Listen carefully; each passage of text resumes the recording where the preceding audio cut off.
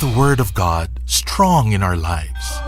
Keep the spirit of hope and the grace of healing alive every day. Keep the faith. Join us every morning for the celebration of the Holy Eucharist with the Jesuits from the Philippine province. Keep the faith. Daily Mass with the Jesuits streams from Monday to Sunday at 8 o'clock in the morning on Radyo Katipunan's Facebook page, YouTube channel, Twitter feed, and other social media partners. Friends, Romans, countrymen, lend me your ear. Do you long for a good spiritual read? Or for literature that not only feeds the mind, but nourishes the soul as well? Do you want to be inspired, feel positive and hopeful about life? Then read The Windhover, the official magazine of the Jesuits in the Philippines. Written by Jesuits and their lay partners, The Windhover features real stories about the Jesuits and their various ministries. Be inspired. Be blessed. Subscribe to The Windhover. For inquiries, call the Philippine Jesuit Aid Association at telephone numbers 426-6001, locals 4890 or 4892. Once again, Philippine Jesuit Aid Association, telephone numbers 426-6001, locals 4890 or 4892. This is Radio Katipunan 87.9 FM. The voice of the Blue Eagle. Rejoice, refresh, renew, and reflect. Join us for an hour of music that uplifts the soul. Listen to your favorite Jesuit music ministry artists. This is JMM Radio. Get your day's dose of inspirational music. Tune in to JMM Radio every Wednesday, only here on Radyo Katipunan 87.9 FM. Susunod na ang Baka Naman Pwede sa Radyo Katipunan 87.9 FM. Radyo Katipunan.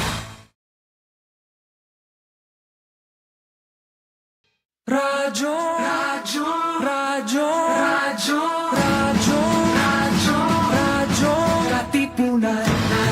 Radyo Katipunan. Radyo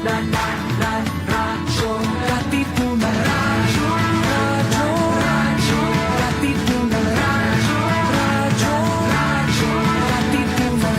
Sa Radyo Eagle kami di mapipigil sa pagbabalitang tumpak at tama. Buhay Atenista sa loob sa labas ng eskwela, ating ibibida lahat ng buwela. Radyo, Radyo, Radyo Katipunan. Radyo, Radyo, Radyo Katipunan. Radyo Katipunan. Radyo Katipunan. Kawal ni Ignacio, Katipunero sugod, todo sa kayod, dunong at tulog. Lipat na Blue Eagle, galing giting nagigil. Blue and white, one big fight. Radyo, Radyo, Radyo Katipunan. Radyo, Radyo, Radyo Katipunan. Radyo Katipunan. Radyo Katipunan. Radyo, Radyo, Radyo Katipunan. Radyo Katipunan.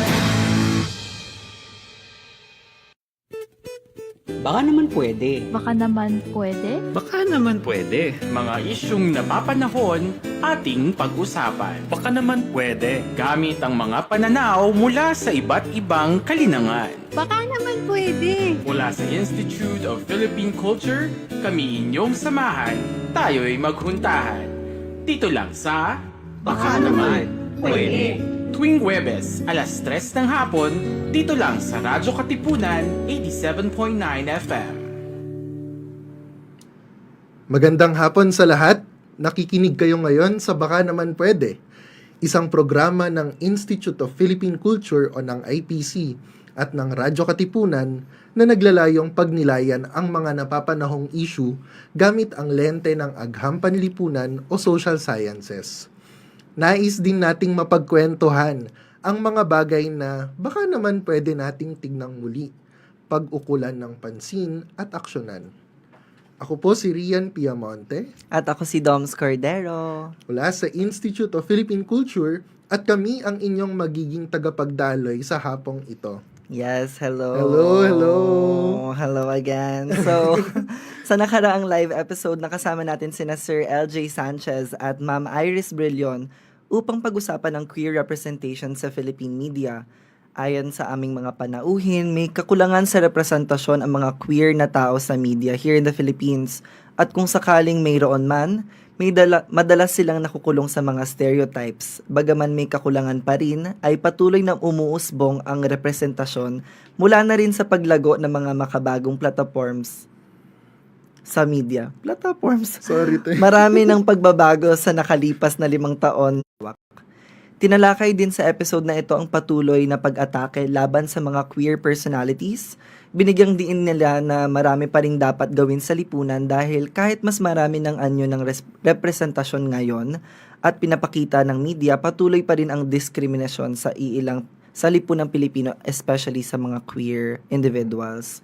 Sa huli, hinakayat ng mga panauhin natin ang madla na maging matapang at matalino sa pagsulong ng mga mas malawak na representasyon ng mga LGBTQIA+ Filipino sa media. At para sa mga gustong balikan ang mga nakaraang episodes ng Baka Naman Pwede, mangyari lamang na bisitahin ang Facebook page ng IPC at ng Radyo Katipunan.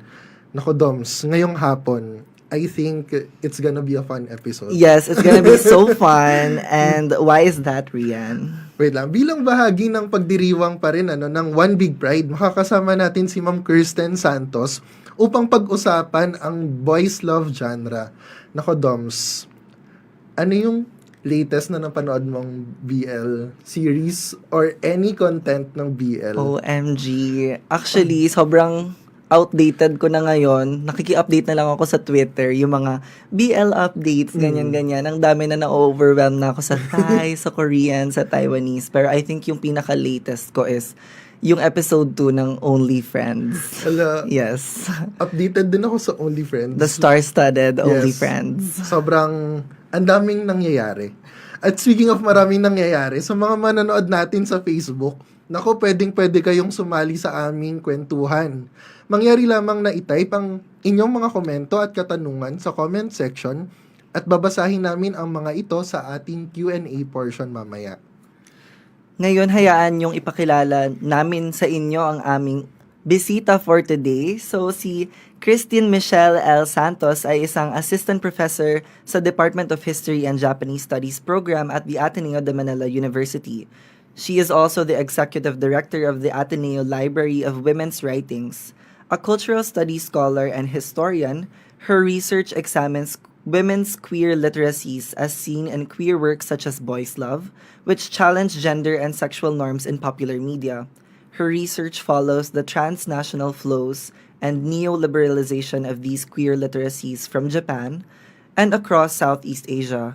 She has also published in such journals as Critical Arts, Macadamia, and Porn Studies, as well as numerous edited collections. Sa ating mga tagapakinig at manonood, bigyan natin ng masigabong virtual na palakpakan si Dr. Kristine Michelle L. Santos. Welcome sa BNP, Ma'am Kristen. Nice to meet you too po. At maraming salamat po sa pagtanggap. And we're so excited to talk about our very special episode for today. Ayan. Muli maraming salamat sa pagtanggap ng aming imbitasyon. Katulad ng nabanggit namin kanina, ang episode na ito ay bahagi ng ating celebration ng One Big Pride at ng UP Pride. Bago tayo siguro magsimula, Ma'am Kristen, baka naman pwede nyo kaming kwentuhan kung ano-ano mga pinagkakaabalahan ninyo nitong mga nakalipas na araw. What keeps you busy these days? Bukod sa pagtuturo at sa pag-admin work, medyo marami akong ginagawa, marami rin akong episodes na nami-miss, no? Kaya paminsan-minsan na lang ako nakaka-consume din ng BL. Pag meron akong pag-weekend, no? Makakabasa ako ng isang webtoon or makakanood ng isang episode, no? So, yun yung aking siguro in relation sa conversation natin today, no? Yun yung ano. Tas actually, isa ring pinagkaabalaan ko kakatapos lang namin. Meron din kaming talk as part of the Loyola School's Gender and Development Committee on queer creativity. Ito naman ay next week sa October 18. Tingnan nyo na lang sa Facebook ng Loyola School. So, nandun yung announcement with One Big Pride. Ano siya, Zoom talk siya with a number of queer comic creators and illustrators. So, ano ba yung inspirasyon nila sa comics, queer illustrations, meron bang mga icons, color schemes na importante para maging ma-identifiable siya at queer, and so on and so forth. So, yun yung aking huling pinagkaabalan. Kakasend ko lang ng email kanina. So, baka makita nyo na yung mga posters along different Ateneo communities. Exciting. So, yun. Sige po, ma'am. So, without further ado, let's get this conversation rolling about BL. And as an expert on BL. Sino, ikaw o si ma'am? Lahat tayo, I'm sure. Meron tayong iba't ibang expertise. Ayan, pero sige, let's learn muna from the one with a PhD in BL. Ayan, so maybe you can give a crash course for our audience muna on what is BL? So, BL, it stands for Boys Love. Nanggaling siya dun sa idea or konsepto, no, na at its finest, most purest meaning, it's basically a romance between two male characters. No, so the important aspect there is that it's a romance, and that these are two male characters. No, it started sometime in the 1970s sa Japan. Basically, it was a time when young women were starting to create their own comics, and unfortunately, yung mga storya na nabasa nila, lagi na lang silang orphans. Lagi na lang ang mga heroines, they're either orphans or princesses. And at the time, a lot of the creators were thinking, bakit ganon? Ba't walang mobility yung women in terms of social access, knowledge access, pero ang men meron. And that's when they started to turn towards male bodies, because they realized that it was more realistic for them to craft stories where men were able to mobilize in society, men were able to have relationships, no? And that came from there, no? So they started experimenting in women's comics, trying to see what are the romances that we can explore, no? And nung time na yun, medyo parang puro tragic ang kwento, no? Laging mga sad stories, because that was the reality that they were also aware of at that time. At meron ding isang author, no, who basically said na actually sinulat ko yon kasi some of us deal with sexual trauma, etc. And it was difficult for them to draw it using women's bodies kasi masyadong too close to home. So to a certain extent, they were using men's bodies to find strength, to find inspiration. And that was 1970s at a time when Japan was ultra-conservative. Over time, nag-develop siya, started from original comics. Later on, naging part siya ng fan culture, fan comics. Nandyan yung may mga shipping culture na nangyari. So sa Japan, ang pinakamalaking shipping culture nangyari sa Slam Dunk, no? And then later on in the 1990s, it grew. It actually went all over the world, went to places like Korea, Thailand, and then of course here sa Philippines. Lalo na nung mga later 2000s. No? So yun yung gist, no, ng BL. It's interesting na nabanggit ni Ma'am na it's like using men's like physical attributes for to depict oppression and discrimination. Yes. Ang question ko naman, parang bakit boys love yung tinawag? Or like, may term ba na ginagamit during the 70s to depict this kind of genre? So marami siyang names over the years. No? Nagsimula siya actually, it was inspired from a 1960s novel that referred to such kind of relationships as shonen ai. So shonen ai, pag tinranslate mo siya into English, boys love yung translation, no? And sometime in the 1980s, nag-develop naman yung term na yaoi. Baka narinig niyo na yung yaoi or yaoi, no? Actually, the proper term is yaoi. Yun. Yaoi. Oo. So, yung yaoi naman, it means, in Japanese, it's yamanashi, ochinashi, minashi. No? Meaning, there's no peak, there's no point, there's no meaning. Ang point niya is, let's do whatever we want in the realm of fantasy. No? If we are exploring if we are challenging gender, if we are challenging sexuality, let's go. Let's have fun. Let's push the boundaries. Pwede nating gawin yung characters in space. They fall in love in space. Pwede rin na yung characters medyo mas type ko yung mga tragic love stories. Yun yung gusto kong i-explore, no? Or pwede rin silang in a high school setting, or and it was that kind of energy that helped diversify people's imaginations, not just women, no? It did start from women's culture, but later on it was actively engaging with the gay community in Japan and many others, no? In fact, nung 1990s, some of the questions that we encounter online nowadays with regards to representation were also raised by the Japanese gay community, no? Bakit yung mga babae nagsusulat niyan, no? Bakit they don't own our bodies, no? 'Di ba? Parang, but I think one thing interesting about those debates, no, that happened at the time was it opened a conversation. And yung conversation na yun is that's when men realized how restrictive women's expressions were, how to a certain extent nakalimutan nga natin yung aspect of play in gender representation. And the world of BL is very generous and very giving in that world of play, no? Gusto kong mafia love story, no? Why not, no? Pwede, 'di ba? And it's that diversity, it's that broad imagination that really eventually, made members of the gay community in Japan happily engage with it, and then later on, especially as it went abroad, more and more people from the gay community become involved, in the production of boys' love. Such an interesting take kasi syempre maybe for me personally na someone who consumes BL but isn't necessarily aware of yung historical origins niya.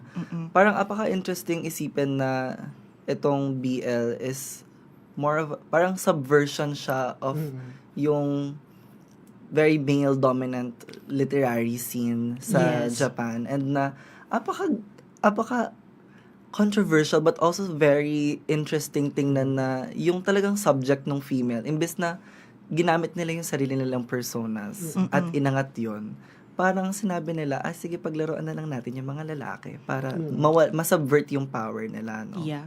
Well, to a certain extent, there is that subversion of their power, pero at the same time, kung iisipin mo nung 1970s, a lot of these young women, yung mga creators na to, mga 16 sila, 17, 18, in terms of ano yung pwede nilang gawin bilang babae, no, sa Japan, napaka-limited talaga, no? So, at that time, hindi nila ma-imagine ang babae ba, pwede ba nilang gawin ito? Pwede ba silang sumakay sa tren na mag-isa, no, walang tulong, no? So, and hence, for them, it was easier to imagine na yung mga male characters baka mas possible sa kanila, no? And hence from there they started, and then they grew and expanded, no? But eventually, no, and ang magandang and interesting aspect of it is nung ginagawa yun ng mga babae, yung mga lalaki naman, they were also saying, ganun din yung feeling namin about our bodies, and hence we go towards women's bodies, and doon naman actually na-develop yung Yuri na genre, which is also girls' love, no, as we know it now, no. So it's quite interesting, no, how sometimes we're always very critical inward, no, and we look at other bodies, no, and then yung pala it happens in both ways, no? So, sige. Thank you for that very in-depth and super informative crash course on what BL is and where did it start. Maybe siguro yung papatanong namin ngayon is, can you pinpoint a certain point in time na talagang yung nag-boom yung BL outside of Japan, since it started there nga, and when did it start and how did it reach other shores, and paano ba siya nag-develop as this global phenomenon that it is today? So, meron tayong kailangang i-accept first, i-acknowledge, and that is the idea that at one point in our cultural history, maraming bagay ang hindi accessible sa region natin. And hence, we look towards places where we pirate these things, no? Yes. And the internet was very pivotal in that, no? although marami ng BL na dinidistribute sa places like Taiwan and Korea in the 1990s kasi accessible sa kanila yung distribution, no? Pagdating dito sa Southeast Asia, mga unang, according to research ng isang koliko, si Thomas Bodinet, nabanggit niya na nung time na yon hindi masyado accessible, so there were a lot of pirated BL titles, no, that were being distributed in Thailand, maski dito sa Philippines, no. Siguro narinig niyo na yung mga konsepto ng scanlations, no, or mga scan websites. Kasi yun yung pinaka-accessible sa atin, no. Meron tayong, I guess, dito papasok yung intersectional aspect na meron tayong particular economic range, no, in terms of access to these kinds of queer works, and we depended on a lot of these informal avenues, no, for access. So yun yung kailangan natin acknowledge. We're not gonna be saints that saying lahat ng inaano natin ay legal, no? Ay, hindi talaga. Pero ngayon, ang maganda ngayon is because people know that that is the range of consumption that we do, marami ng avenues para pwede access yung BL. And I think from 1990s to early 2000s, we were all, getting BL through different venues. Nandyan yung I guess, my generation, na may mga kaibigan kaming bumiyahe sa Japan, pwede pang pabili ng comics, bibili sila ng comics, iuuwi nila, and then, meron din yung, kunyari, meron sa akong kaibigan na mabilis yung internet connection niya, pwede naman pa-download ng episodes ng ganito, or, ganyan, doon, no? And in fact, one of the fascinating things in my research and in my experience is, naging critical yung Facebook sometime in the middle of 2008s, 2010s in becoming a distribution network for a lot of this BL media emerging, lalo na yung mga nagagaling ng Thailand. No? Ang masaya pa doon is mga Pilipino yung nagmo-moderate, and they often would be the ones saying, this is what BL is, ganyan, this is what the genre is, ito yung pinakabagong BL sa Thailand, and so on and so forth. But I think at that stage, it was still underground, no? Mga 2008. In fact, here in the Philippines, meron tayong BL convention, no? That's been around since mid-2000s until last year. And yung pinaka-biggest boom niya talaga, no, was when, at least in terms of Thailand, no, which has been very important and critical in the diversification of BL. In Thailand, you now have companies who started experimenting with the genre.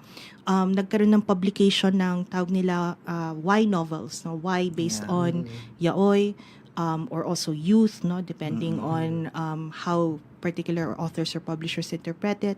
But these are mga young love sweet, I don't know kung alam niyo pa yun, mga romance novels, no? That were written by, parang mga Wattpad novels ngayon, no? And they all publish it first online, and then there was a particular traction. Tas yung mga Wattpad novels na yun, mga Y novels sa Thailand, yun yung ginagawang television series. So they started experimenting with that, and one of the most successful ones was Santos.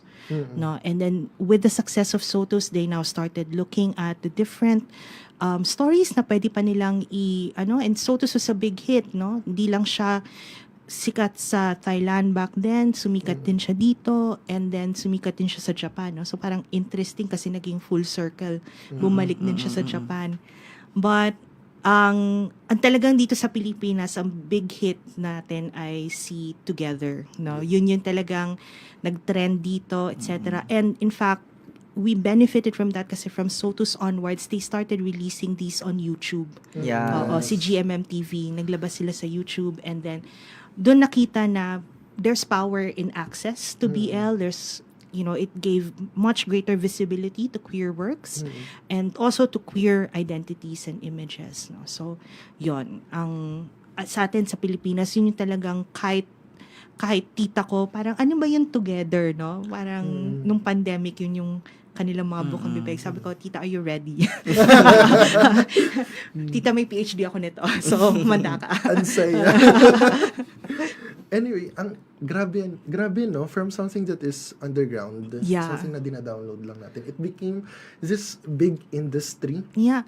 I mean, by the time that we were downloading it, medyo big time na siya sa Japan. Multi-billion industry na siya sa Japan. Pero ang problem is, medyo may malaking hurdle tayo. Kasi not all of us can understand Japanese, di ba? Medyo hirap tayo. Swerte na kung nakapag-Japanese language kayo nung college, no? Pero maski ganon, no? Hindi mo pa rin alam kung saan ka bibili, no? Parang dati pumupunta pa kami sa Japan Surplus hoping na makahanap kami isa-dalawang comic doon. No? Minsan sinaswerte kami, no? Minsan hindi. No? But it's that difficulty, no, of access that we were talking about. No? Ngayon medyo mas madali na. Tsaka marami na ring mga online distributors. Meron na ring, malaki na rin yung translation industry ng BL. Actually, may dagdag ako na question. Kasi nabanggit nga na queer people started questioning about the BL genre. To whom is it for? And then nakwento nyo nga na going out of Japan, naging from underground to something that is a multi-billion company. Ang question ko lang, when nung lumabas na ba sa Japan yung genre na ito, queer people na ba yung nagsusulat ng mga BL content, or it's still women writers? So one of the biggest misconceptions on BL is that it's primarily written by women. Yes, there are women writers of BL, but actually we also don't know how many of them are queer or not. No, kasi in terms of writers, it's their privacy, no, to actually withhold whether they want to say that they're queer or not. Pero merong mga openly queer writers who would produce BL and who would use it to navigate different questions on queer identity, one of my colleagues would use the term shinkake, no? Shinkake would be transformative BL. Ito na yung BL that really looks into LGBTQ issues, really looks into representation, looks at how a community can strengthen one's identity and also be able to really capture, no, the heart of the gay community, no. So meron ng mga ganon. And so in Japan, we don't know how many are, queer, but based on a lot of research, maraming authors, creators, and consumers who said that in consuming BL, they were able to understand their own queer identities, no. They were also able to understand other people's queer identities, and nagkaroon ng interesting, I guess, cooperation yung pumasok sa utak ko, but there's an interesting understanding, no, between different communities, no. Kasi yun na nga, because napaka male-centric ng representation ng BL, ang perception natin is this has to be governed by men, no? But in the spirit of queer studies, where queerness is that challenges the norm, no? It doesn't necessarily have to be men who also have to navigate, no, this space. There can be broader expressions of queerness, no? And that can come from women, they can also come from men, they can also come from queer individuals, no? Yeah. Yeah. Oo. Siguro building off of yung tanong ni Rian about yung sino nga ba yung nagsusulat, sino yung nagko-consume. Prior to the filming of this episode, kasi nag-uusap na kami ni Ma'am, and ang natanong ko is, ano ba yung mga ilang issues na hinaharap ng BL ngayon, and what it is being criticized for lately, and isa doon is yung fetishization nga ng male bodies, dahil nga ang perception ng maraming viewers and ng consumers nung BL media ay na primarily and predominantly puro women yung nagsusulat and nag-create ng ganitong content. So maybe Ma'am Kristine can shed more light on this issue and maybe give us more facts to in terms of fetishization, this is quite an interesting issue kasi, to be honest, we have to understand na ang BL ay isang romance genre, and it's also a fantasy genre. It explores people's fantasies and desires. And because of this, the male bodies here are actually male characters. And in fact, over the years, the male body may be seen as male, but it has actually transformed into other figures. So meron na ring mga demons, meron na ring mga cats and dogs, no? And this is all part of what one of our colleagues would mention as fantasy play, no? That is included and encouraged in BL. Yung mga boundaries of gender, talagang pino-push back niya. Sige, sabihin natin boys love ngayon, pero part din yan, pwedeng cats love, no? Pwedeng parang demon and the priest love, no? And it's that fantasy aspect that is often forgotten within the understanding of BL.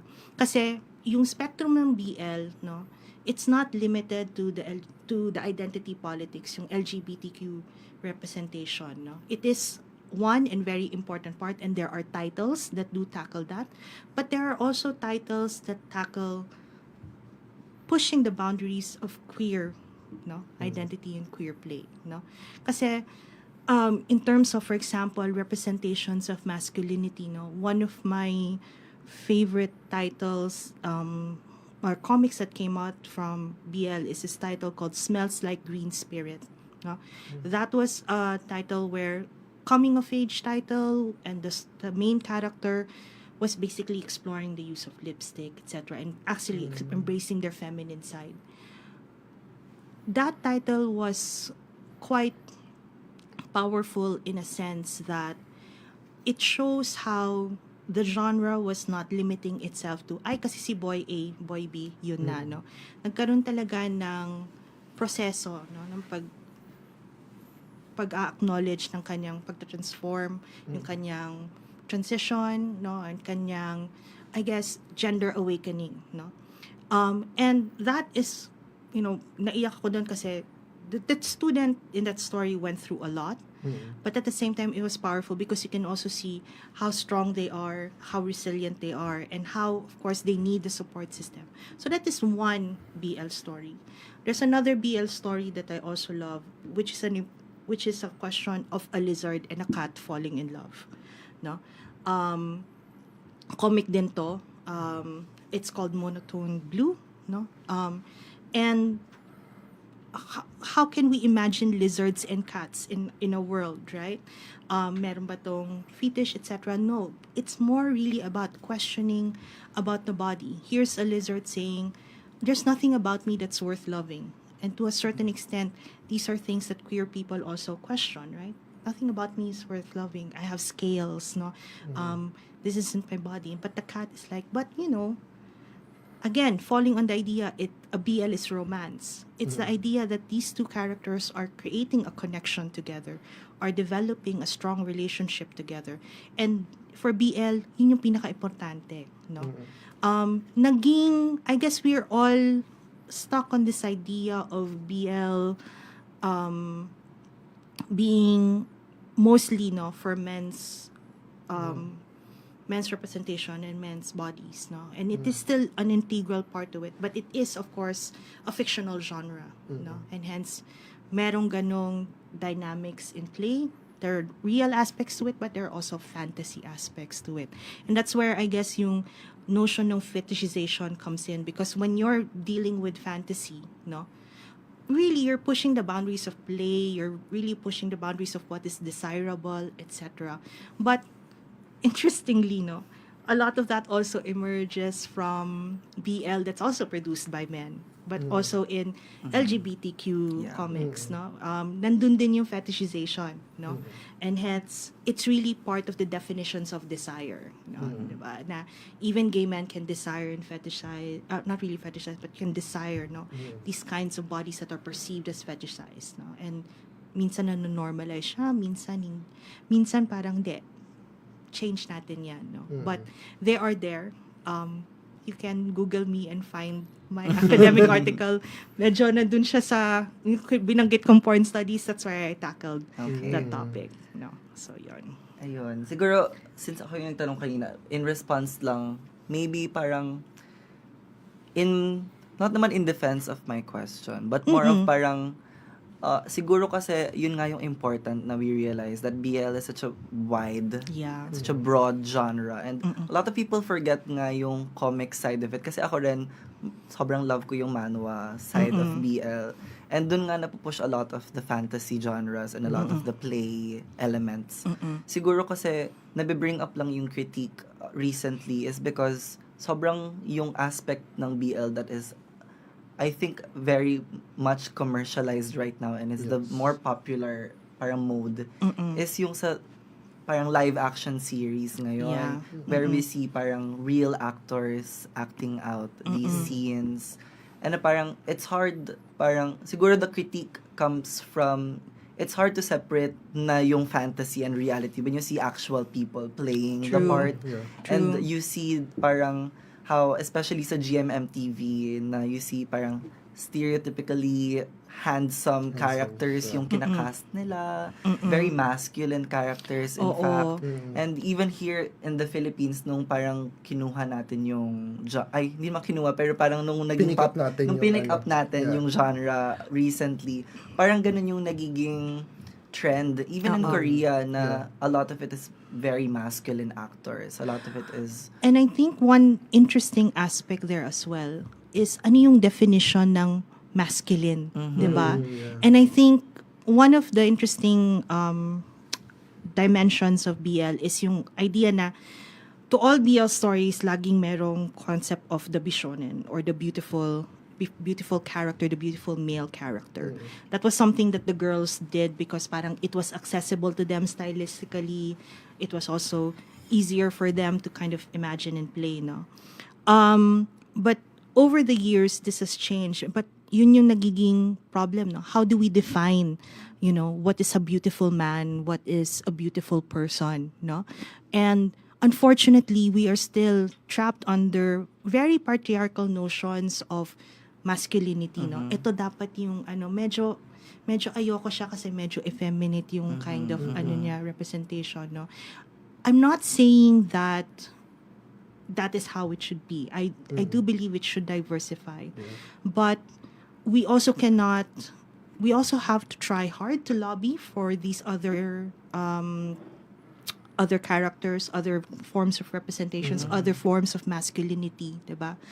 But it's hard to fight a system that has very strong perceptions of what masculinity should be. We should, I think, pwede nating mag-push back, we can demand it, no?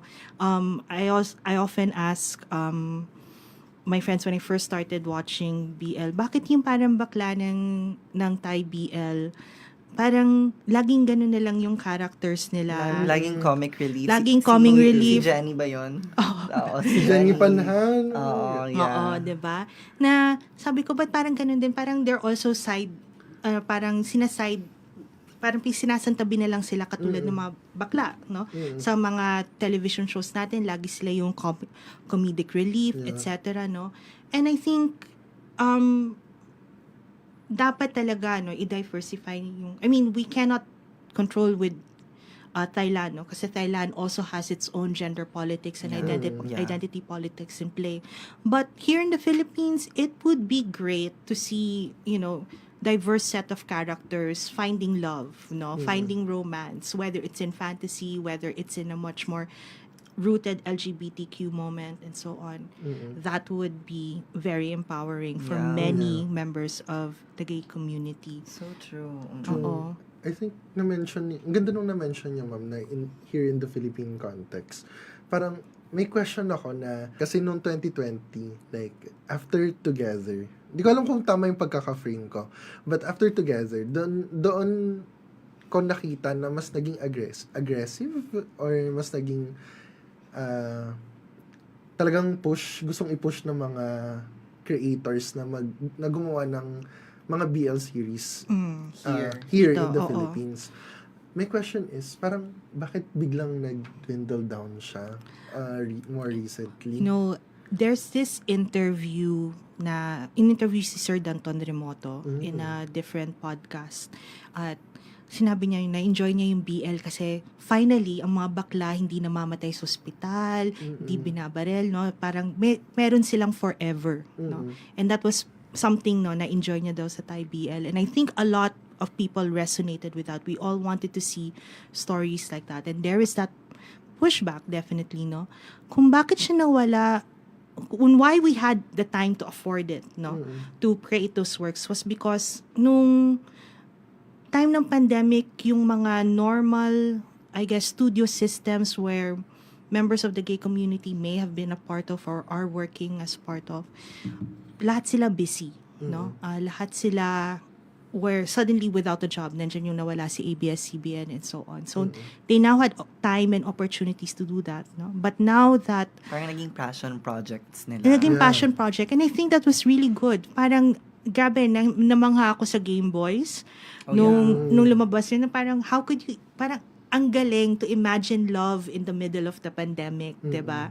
Na nung nandiyan nagkita sila sa Ortigas and so on, diba? Parang plastic pa. Yung plastic sa Ortigas, grabe diba? yun. That was the time, pero all of us were swept in that, parang we were all now swept in that fantasy na, can we just have something good in our lives in this pandemic, diba? And it came at the perfect time.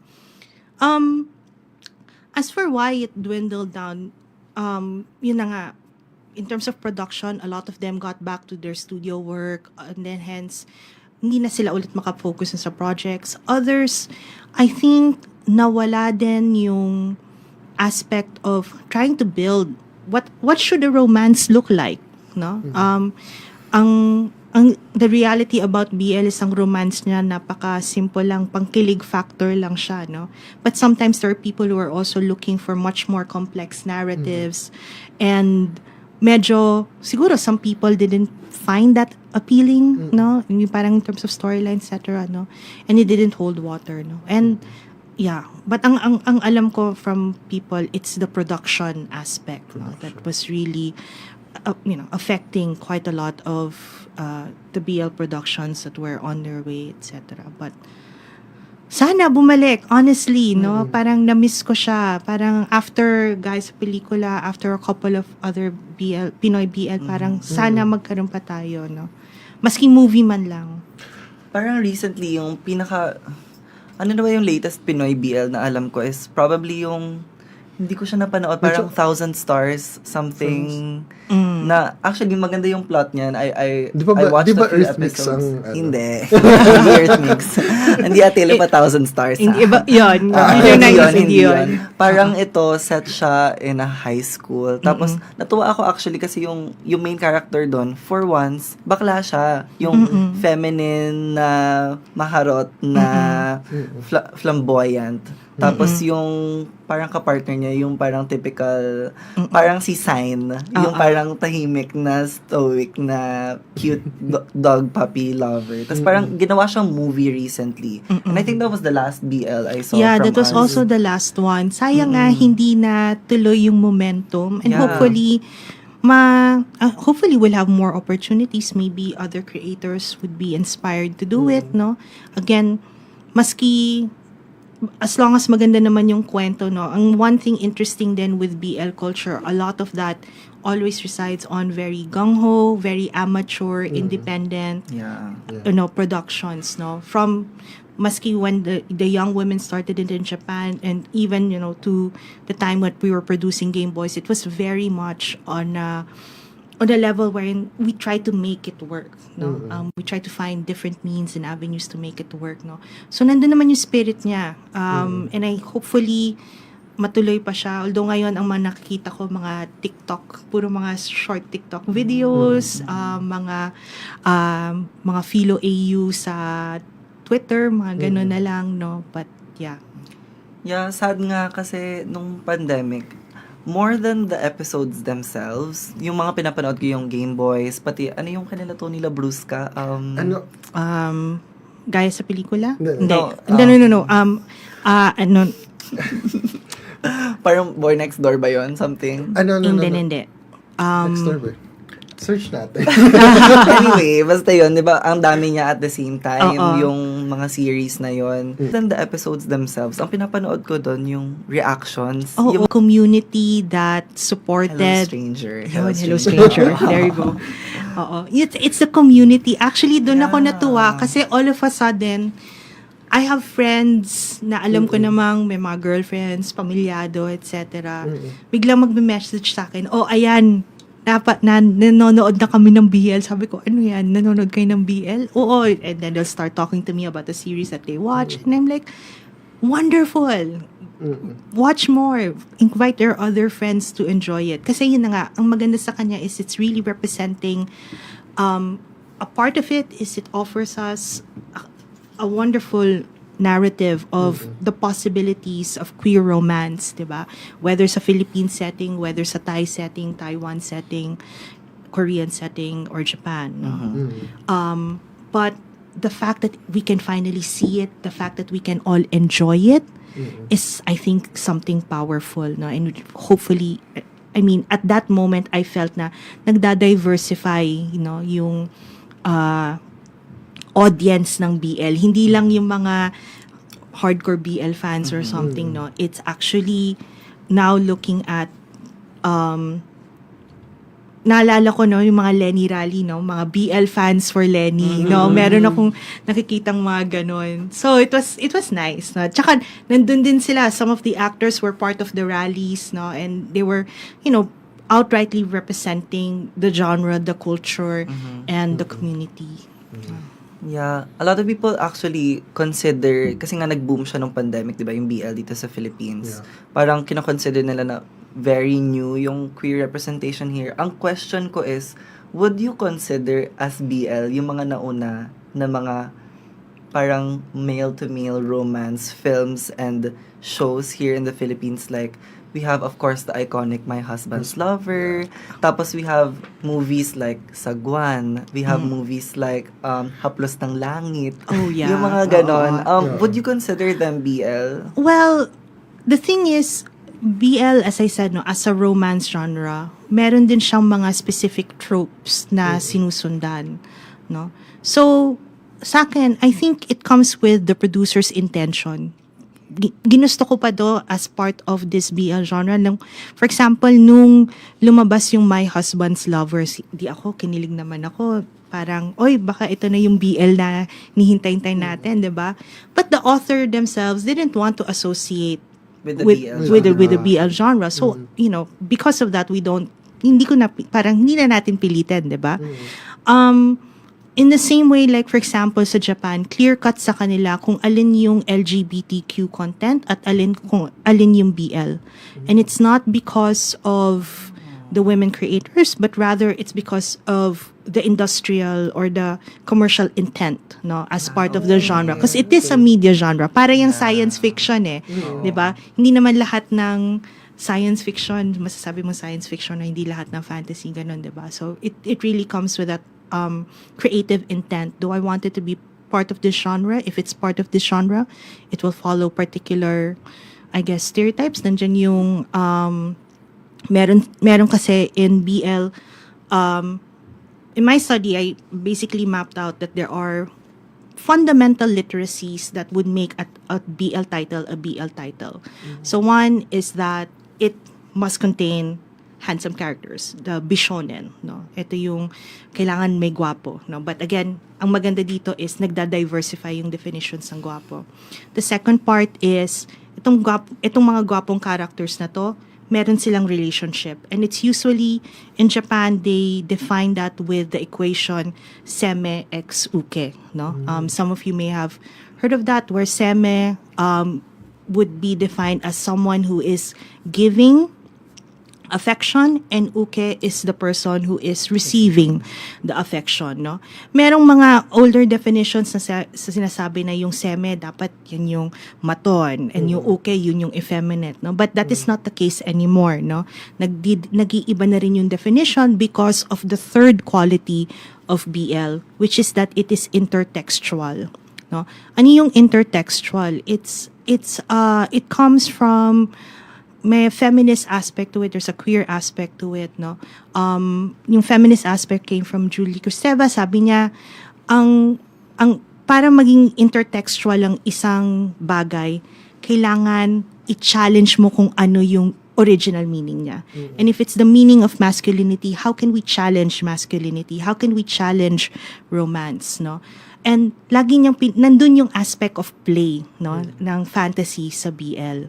And it's because of that, no, that pag nakita namin na, okay, paano niya nilaro yung characters, paano niya nilaro yung setting, that's where we start defining this is a title that is BL, no, at least in terms of a media genre.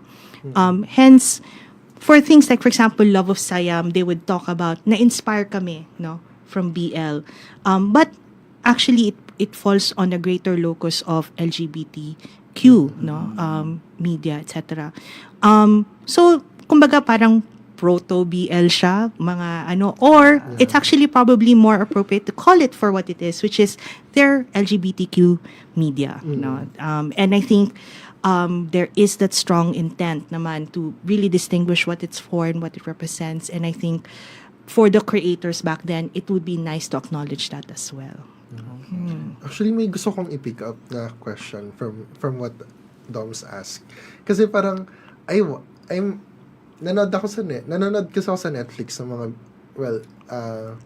male love male din na mga series like Heartstopper and Young Royals. Ang question ko, like, can we call them as BL? Or is there like a more ethnicity? For me, no.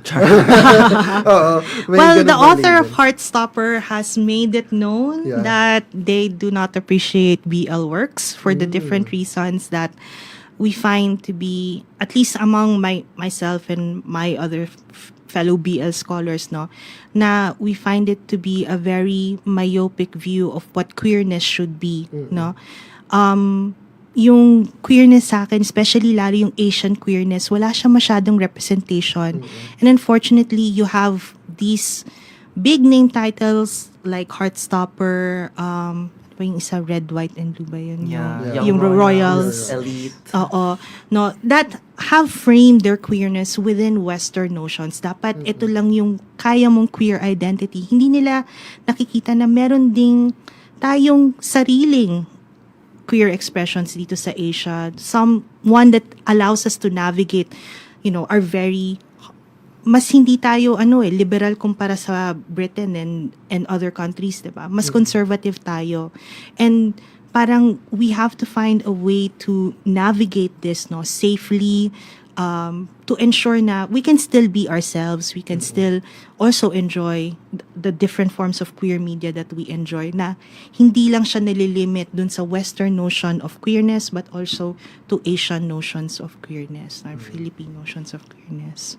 That's so nice to hear validated. Kasi nga ako rin personally, sobrang against ko dun sa parang pag-equate nung queerness sa West sa atin. Kasi we really have different categories. We have different local notions of gender, of sexuality, of expression. Sobrang local nila. And although BL nga is parang transnational dahil nga more Southeast Asian, parang at least it's a little bit more local than the global parang queerness na parang ina-advocate ng more Western media na parang this should be how queerness should be represented everywhere. Parang ganun yung pinaparating a lot of times na parang we do have to adapt the LGBTQIA plus categories when in fact parang there's so much more to that. And ako personally as a Filipino queer individual na apakagulo nung alphabet soup na yun na hindi siya a lot of times nagbe-make sense and na we do really need to recognize na some things should remain local and should parang be appreciated as just this and distinguish them from other forms of media na have different intent and show different experiences kasi nga BL for me so, parang mas specific siya to our Asian experience. Kung anong nagpapatibok ng puso mo. Yes. Yun yung importante, di ba? Ano pa ba? What's your favorite BL? What's my favorite BL? I'm not sure kung napanood niyo siya sa Netflix. Technically, hindi siya BL sa Japan because but the author has written quite a lot of BL titles. And this is one of her most popular works, yung What Did You Eat Yesterday? So, Hindi ko siya napapanood. cute siya. You're missing out. Cute. Is it live action? It's live Yeah, live action. action. So what did you eat yesterday is this gay Japanese couple that live together. Yun din, nagnanavigate sila. Isang lawyer, isang hairstylist. Si lawyer, hirap siyang sasabihin ko ba sa mga office mates ko na bakla ako, etc. So introduce ko ba yung partner ko? Yung partner ko naman parang go na go. Sige lang, you know. Lahat ng mga customers ko, alam nila kung sino yung boyfriend ko, no? But it's quite an interesting story because it now deals with family dynamics because of, you know, how do middle-aged gay couples, you know, navigate the relationship, especially, you know, and maraming nangyayari while eating good food, no? So, yun siya. What did you eat yesterday? Nasa Netflix siya. Not that we're supporting, nasa Gagaulala din siya. Ikaw, Rian, what's your favorite PL? Buti na lang sinerge ko siya. Actually, like, anytime every time na tinatanong sa akin to, lagi kong sinasagot, I told Sunset about you. Yes. Okay. That's in my top 5 Like, as well. Hindi pa siya napapalitan sa top 1 spot ko. Like, ewan ko. Sobrang saya niya kasi I told Sunset about you tells the story of OL and Te, which are like these two former best friends nung elementary, and then since ayun nga si Te wants to be a theater actor or like a Chinese actor o ganun, Chinese play actor. Gusto niya makuha this one role in their grade school play na nakuha ni OL. So dun sila friendship breakup, and then nag-meet sila ulit right before their college examinations. Anyway, mahaba na ako. Sige, gusto mo ba? Mapadagdag tayo airtime. Wait lang yung airtime natin. Anyway, gusto ko lang tanungin, ikaw, Doms, ano yung favorite BL mo? Actually, ang hirap kasi I don't really have favorites in anything. Pero, syempre, something that holds dear into my heart is my very first BL. Yung gateway BL ko was Max Tool kasi, ano yun? Together with Me, the original Together. Yes. Together with Me. Na-enjoy ko siya dahil, una, ang pogi ni Tool. Well, True. Masokista ako. At nagsasakitan lang sila buong drama na yun. Oo, yun yung important. Kung ano yung one important thing with BL is affective siya, no? Kung ano yung nararamdaman mo, kung saan pumapanig yung puso mo, no? Kung saan tumitibog, kung saan ka kinikilig. Yes. Own it, enjoy it, at, you know. But I think yung that's what makes it powerful. na-appreciate ko ngayon recently is a Korean BL, yung Light on Me. Have you Ako watched? naman semantic error. Oh, yeah. Semantic errors. Up there. But Light on Me kasi, for me is, siguro kasi high school yung scenario nung Light on Me, and siguro ako na parang may mga sarili din akong fantasies and projections on how I wanted my own high school romance to have played out. Di na kita isa-shoutout kung sino ka man. Pero ayun, yung mga gano'n na parang it really allowed me to parang converse with myself and really parang therapy na din siya for my own past na parang what could have been, and something that maybe I shouldn't have settled for less, ganon. Kasi it is possible for us queer individuals to find love and happiness and not have to beg for it or like demand for it, but just simply receive it and experience it. Ganon. Yes. So ayun, since now na napag-usapan na natin yung mga favorites natin, maybe we can reflect on as a closing for our episode na parang yung may mga sarili tayong favorites and sariling interests and why we like these episodes, and maybe we can reflect on why BL has become so impactful for us personally, and maybe on a grander scale of why BL is important now, why is queer media important now, and how is it changing society for the better, and how can queer media, especially BL, change pa for the better of society. Yeah. Wow, pang Miss Universe ang Yes. ang sagot, no. But siguro one of the things that I hold very important in my study is the idea na one, BL is a queer media, and as a queer media, it is reparative, no. It is there to actually get rid of all of the paranoias we have with regards to things that are unfamiliar to us. Kasi ang queerness, it's always queerness is something that is always against the norm, something that is different from the norm, no? And unfortunately, no, yung society natin, it really holds onto the fear of the unknown, no?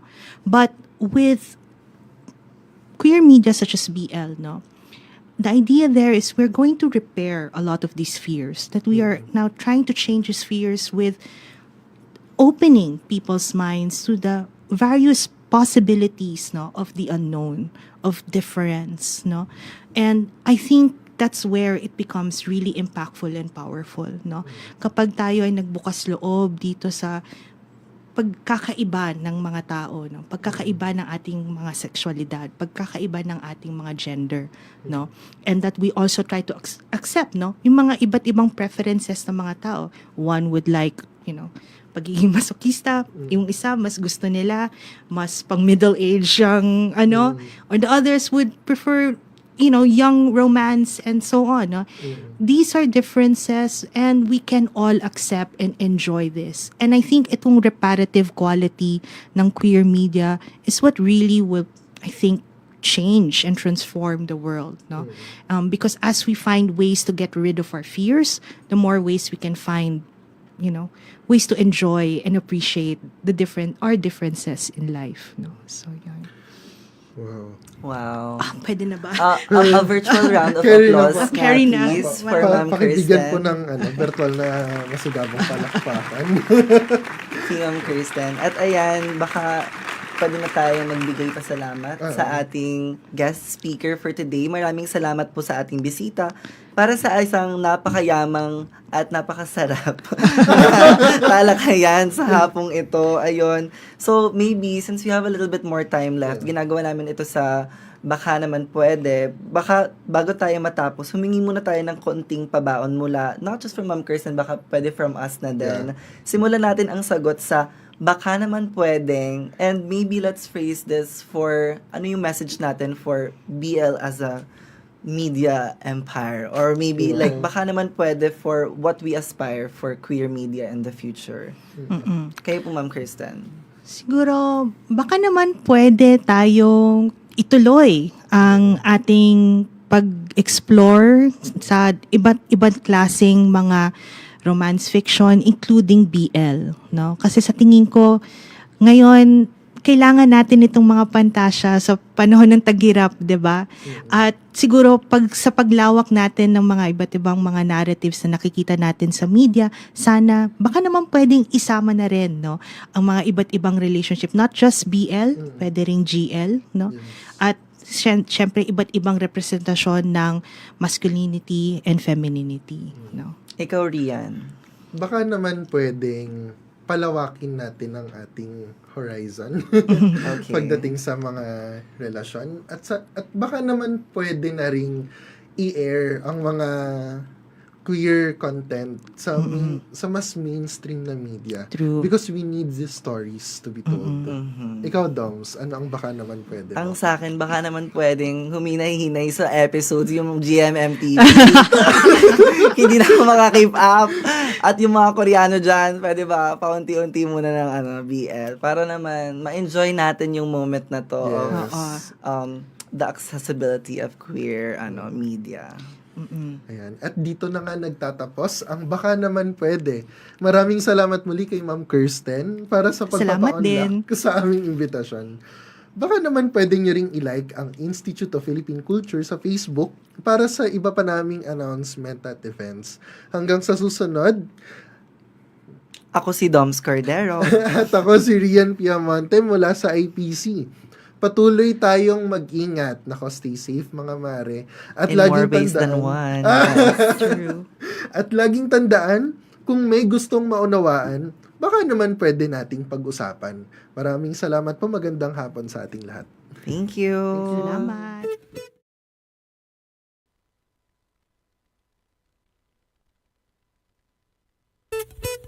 Baka naman pwede. Baka naman pwede? Baka naman pwede. Mga isyung napapanahon, ating pag-usapan. Baka naman pwede. Gamit ang mga pananaw mula sa iba't ibang kalinangan. Baka naman pwede. Mula sa Institute of Philippine Culture, kami inyong samahan.